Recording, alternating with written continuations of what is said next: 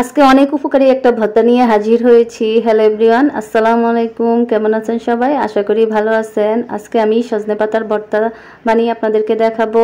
তো সজনে পাতা আসলে ডায়াবেটিস এবং ওজন কমাতে খুবই সাহায্য করে এবং খুবই উপকারী শরীরের জন্য। তো আশা করি আপনাদের ভালো লাগবে। এখানে আমি সজনে পাতা নিয়েছি, একদম গাছ থেকে পেড়ে নিয়ে আসছে। তারপর আমি এখন সজনে পাতাগুলো ভালো করে ধুয়ে পরিষ্কার করে নিব। আসলে সজনে পাতা আপনি যতই পানি দিয়ে ধুবেন ততই দেখবেন পাতাগুলো শুকনা থাকে।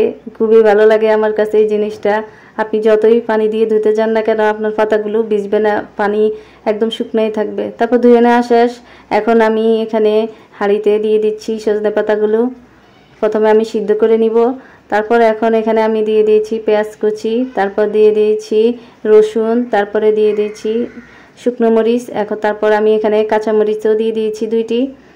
এখন আমি সিদ্ধ করতে দিয়ে দিব। এক পাশ হয়ে আসলে আমি উল্টিয়ে নিচ্ছি আবার।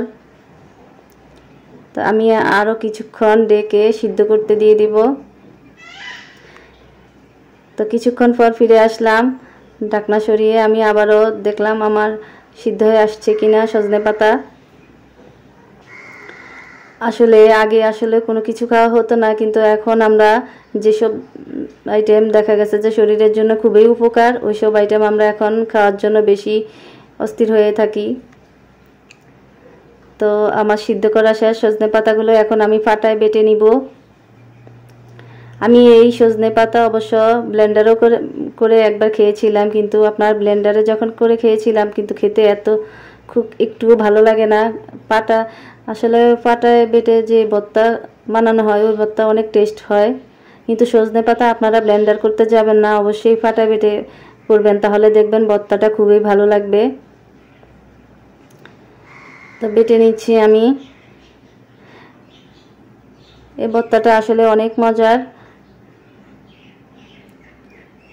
অনেক উপকারী ভর্তা, অনেক রোগে সাহায্য করে আমাদের এই সজনে পাতার ভর্তা। এখন আমি সরিষার তেল দিয়ে দিচ্ছি, হাত দিয়ে ভালো করে মেখে নিচ্ছি। সরিষার তেলের একটা ঘ্রাণ ছড়ায়, খুবই ভালো লাগে এই সজনে পাতার ভর্তা। তো আমার ভর্তা বানানো শেষ। কেমন হয়েছে এই সজনে পাতার ভর্তাটা? আপনারা গরম ভাতের সাথে অবশ্যই ট্রাই করবেন, গরম ভাতের সাথে খুবই মজা। সবাই কমেন্ট করবেন কেমন হয়েছে এই সজনে পাতার ভর্তাটা। সবাই বাসায় ট্রাই করবেন, সবাই আমার পাশে থাকবেন, লাইক কমেন্ট শেয়ার করবেন। আল্লাহ হাফেজ।